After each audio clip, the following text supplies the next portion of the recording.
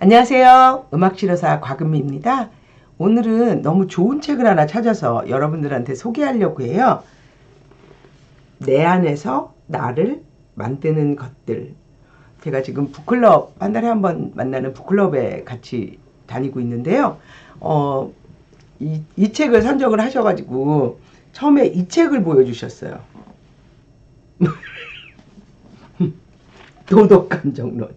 그래서 애덤 스미스라고, 이게 언제적 책이냐면요. 애덤 스미스가 몇 년도 작가냐면 애덤 스미스가 1723년도에 계셨던 분이에요. 1723년부터 1790년.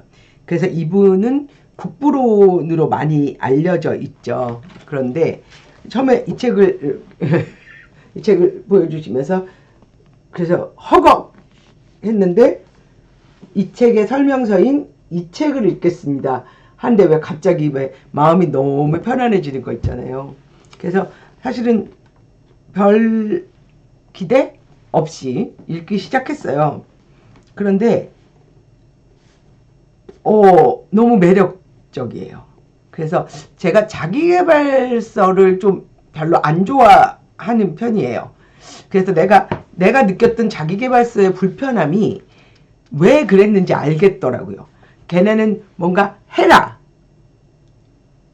성공이 지상과제이다, 뭐 성과, 승리, 상향, 그리고 변화, 그리고 자꾸 나로 하여금 뭔가 지금 하고 있는 게 잘못됐다라는 생각을 자꾸 들게 하는 그런 은근한 수치심을 계속 느꼈던 것 같아요. 그런데 이 책은 그게 아니라 정말 책 제목처럼 내 안에서 나를 만드는 것들, 왜 내가 여러 가지 선택 중에 그런 선택을 했으며 그 선택이 주는 의미는 무엇이며 왜 나는 이런 선택을 하고 여기서 이렇게 불편감을 느끼고 이런 사람들을 힘들어하지?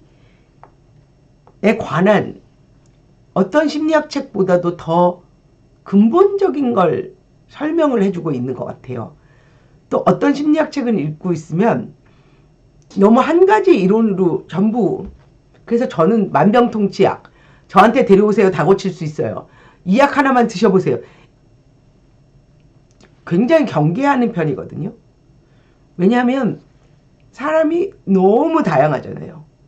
그러니까 제가 벌써 10년이 넘은 것 같은데 들었던 강의인데, 대구대학교에서 자폐 전문가를 외국에서 모셔와서 코엑스, 거기 정말 수천 명 모이는 자리에서 공개 강좌를 해서 갔는데, 그분 강의 시간이 거의 한 30분이었는데 정말 처음부터 끝까지 이 치료 안 됩니다, 이 치료 안 됩니다, 이 치료 안 됩니다, 이 치료 안 됩니다를 거의 30분 내내 하시는 거예요. 그래서 저 사람의 목적은 무엇일까? 이 치료 한 명 살아 있습니다, 이 치료 한 명 살아 있습니다, 이 치료 한, 자폐는 결국은 한 가지 치료법으로 고칠 수 없습니다. 형제지간에도 같이 자폐가 발생을 해도 A라는 기법으로 치료가 됐던 형이 있다면 A라는 기법으로 B는 안 될 수 있습니다. 결국은 자폐가 있다면, 1000명의 자폐가 있다면 1000명의 치료법이 있을 수밖에 없습니다라는 얘기를 하기 위해서 그 29분을 쓰셨어요. 근데 본인의 아들이 자폐이시더라고요. 그거를 보면서 너무 공감했었어요. 그러니까 막 한동안은 비타민 요법, 한다면 무슨 요법, 이렇게 저도 지금 25년을 하다 보니 별의 별 요법이 다 지나갔거든요. 근데 결국은 그때부터 지금까지 안 끝나고 있는 거, 변하지 않고 있는 거, 언어치료, 감각치료, 음악치료, 미술치료, 이 치료만 25년 동안 묵묵하게 근간을 이루면서 쭉 오고 있지, 들쭉날쭉했던 그 모든 치료는 있다 없어지고 있다 없어지고 있다 없어지고 있다 없어지고 좋다 우르르 했었지만 결국은 남은 것들은 쭉 아이와 정말 한 걸음, 어떤 때는 그 한 걸음이 6개월이 걸리기도 해요.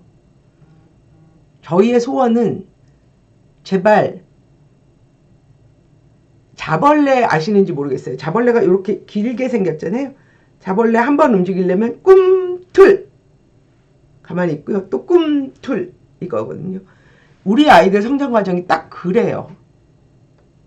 그 꿈틀 만들어내느라고 어떤 땐 6개월, 꿈틀 만들어내느라고 어떤 땐 1년이 걸려요. 그런 이야기들을 공감해주는 책이 이 책이더라고요. 그래서 이 책이 참 좋았던 이유 중에 여러 가지 이유 중에 하나가 인생의 목적이 성공이라고 얘기하지 않아요. 인생의 목적이 성공이 아니라 인정받고 싶어하는 욕구, 소속되고 싶어하는 욕구, 좋은 사람이 되고 싶은 욕구를 표현하는 방법들의 표현형이 다 다르게 나타나고 있다. 그럼 너는 어떤 방법으로 지금 너는 인정받고 싶고 소속되고 싶고 좋은 사람이고 싶다는 표현을 어떻게 하고 있니? 를 묻더라고요. 그래서 이 공정한 관찰자라는 표현을 써요. 그래서 저는 그게 양심이라고 생각을 했거든요. 그랬더니 양심이라고 생각하고 한참 읽고 있는데 뭐라고 얘기하냐면요. 공정한 관찰자를 여기다 해놓고 어디다가 있는지는 표시를 안 해놓고 못 찾겠다 꾀꼬리를 하고 있습니다. 공정한 관찰자는 양심이 아니고요. 이렇게 해야 된다 저렇게 해야 된다가 아니라 이렇게 뒤에서 보고 있는 사람. 그러니까 저는 사실은 그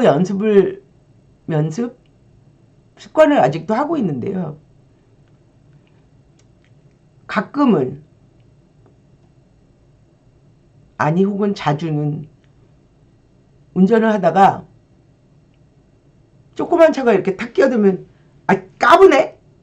라는 생각이 들 때가 있어요. 저도 경차 타고 다니면서 그런 생각을 할 때마다 다시 정렬을 해요. 아니, 네가 차에 따라 사람을 구분하는 건 절대로 옳지 않은 일이야. 이거는 적절하지 않은 거고 너의 반응은 지금 잘못돼 있어. 그런데 아직도 가끔은 혹은 자주. 그러니까 저는 내가 그런 거에 반응하는 것이 사람들이 나한테 어떻게 할 때도 그런 식으로 반응한다고 느끼기 때문에 그 점을 저는 바꾸고 싶거든요. 이런 것들이 공정한 관찰자라고 지금 얘기를 하는 거더라고요. 그래서 어떤 사람은 내가 존중받고 싶어를 내가 잘났어 혹은 나 이만큼 잘해로 표현해서 존중을 받고 싶어 하시는 분들도 계시고 어떤 분들은 그걸 서빙하는 걸로 서포트하는 걸로 그렇게 해서 받고 계시기도 하시고 대부분의 사람들은 이거와 이거의 중간에 어디쯤 어떤 때는 좀 더 나를 드러내는 방향으로 어떤 때는 좀 더 나를 서빙하는 방법으로 이게 양극단에 있는 사람은 없는 것 같아요. 물론 우리가 만날 수도 있겠지만 대부분 이 회색지대 어디엔가 이쪽에 조금 더 가까운 사람도 있고 이쪽에 좀 더 가까운 사람도 있고 그런 것 같아요. 그래서 이 우리가 가지고 있는 공정한 관찰자를 통해서 우리는 좀 더 나은 사람이 되기를 원하는 거 그걸 얘기하고 있고요. 그래서 이 책이 저는 앞으로는 그냥 내 주변에 어딘가에 놔뒀다가 자주 읽는 책으로 어딘가 펴서 읽으면 아 그래 이런 얘기가 있었지. 그래서 나를 보는 렌즈 자체를 조금 바꿔주더라고요. 근데 우리가 사실 빙산의 일각이라는 소리는 되게 많이 했었고 많이 들었었어요. 그러니까 우리가 표현하는 건 여기지만 이 밑에 이렇게 많잖아요. 우리가 왜 이런 표현을 하게 됐는지. 예를 들어 누군가 나에게 갑자기 좋은 예가 생각이 났는데 얘기를 해도 되나? 라는 생각이 들어서 제가 가고 있는 주차장이 있어요. 이제 뭐 자주 가지는 않는데 한 달에 한 번 정도 가야 되는데 주차장 아저씨가 너무 무서워요. 이게 차단기 열어주실 때부터 무서워서 이렇게 처음에 잘 모르고 내 맘대로 아무데나 세웠더니 아 거기 누가 들어와야 되는데 거기다 세워! 그냥 기본 화가 나 계세요. 그냥 화가 나 계셔가지고 뭐 예. 처음에는 도대체 왜? 나는 그냥 주차장이니까 아무데나 빈자리 세운 것 뿐인데 이게 저렇게까지 화를 낼 일인가? 라는 생각이 들면서 나도 화가 올라가잖아요. 그럼 결국은 싸우는 수밖에 없는데 저는 누구랑 잘 싸우지는 못해요. 이게 겁이 좀 많아가지고 싸우지는 못하고 이제 깨경거리고 이제 왔어요. 집에 오면서도 그 내내 그게 너무 분한 거야. 아, 저 아저씨는 도대체 나를 일면식도 없는 사람이 왜 이제 그 생각이 되게 오래 가면서 이거를 조금 더 깊이 생각하면서 나의 관점에서 보고 저 사람의 관점에서 보고 아마 그날 무슨 일이 있었을 수도 있고 항상 그 자리에 세우는 누군가가 이분한테 그동안 조금 모질게 굴었을 수도 있고 이게 나로 인한 게 아닌데 나는 나한테 그런다고 생각을 하는 그런 거를 겪으면서요. 나의 렌즈 말고 저 사람의 렌즈로 이 상황을 보려고 생각을 하고 그 다음부터 또 이제 그 주차장을 가게 되면 그분의 기분을 먼저 살피게 되고 일단 처음에는 이제 그냥 바카스를 드렸어요. 이렇게 차단기 올라올 때 이렇게 바카스 드리면서 힘드시죠? 그러고 들어가고 제 차가 제가 이제 캐스퍼 타고 다니는 캐스퍼 앞에 그 루돌프 사슴코를 달았거든요. 그래서 차가 좀 눈에 띄어요. 그러니까 제 얼굴은 기억을 못하더라도 차는 좀 눈에 띄는 편이에요. 그러다 보니까 그게 이제 몇 번 반복이 되다 보니까 이제 그분도 좀 누그러드셨고 이제 저한테는 화를 안 내시지만 나중에 알고 보니 그 주차장에 오는 모든 분들한테 화를 내시는 굉장히 괴로운 분이셨더라고요. 근데 어떻게 보면 그분하고 나하고의 관계, 그러니까 그날 저도 충분히 화를 낼 수 있는 관계였고 그 주차장 안 가면 그만이지만 한번 참았고 그분의 입장에서 한번 생각해 보려 했고 결과적으로 내 마음속에 들었던 생각은 참 살기 힘드셨겠다. 저렇게 모든 일에 화가 다 나시면 혼자 가족은 계실까? 가족이 있다면 어떤 관계를 유지하고 계실까? 힘들지는 않으실까? 뭐 혼자 별의별 생각을 다 했는데요. 이런 관점을 조금 그동안 이제 치료사로서 훈련받은 것도 있고 그러다 보니 조금 더 쉬웠을 수도 있는데 내가 나를 보는 관점 그리고 그 사람 안에서 그를 만들고 있는 것들에 대한 관심이 좀 생겼어요.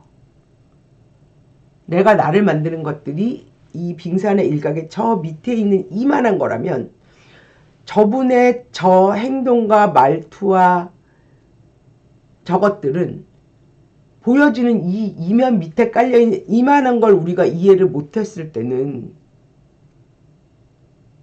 함부로 말할 수 없는 거잖아요.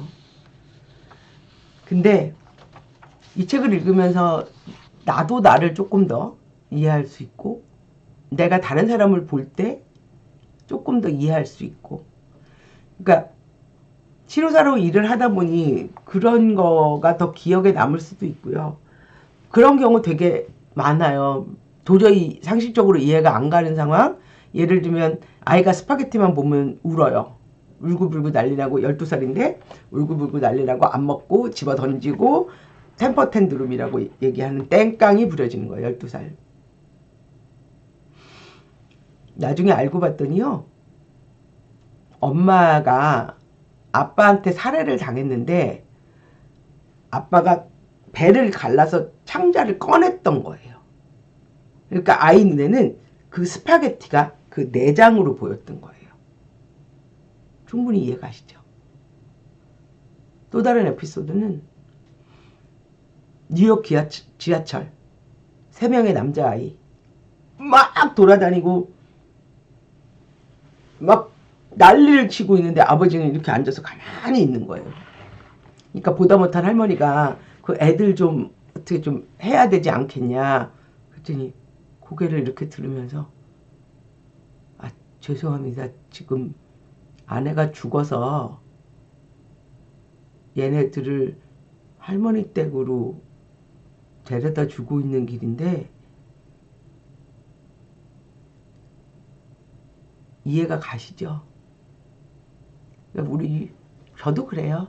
굉장히 빨리 저지하고 빨리 판단하고 빨리 생각하고 그분에 대해서 그분을 잘 모르면서 얘기할 때 되게 많은 것 같아요. 저도 이제 조심하려고요. 그래서 오늘은 여러분에게 내 안에서 나를 만드는 것들을 소개하면서 드는 생각, 나는 생각 했습니다. 여러분들이 계셔서 너무 행복하고요. 다음 주에 뵙겠습니다.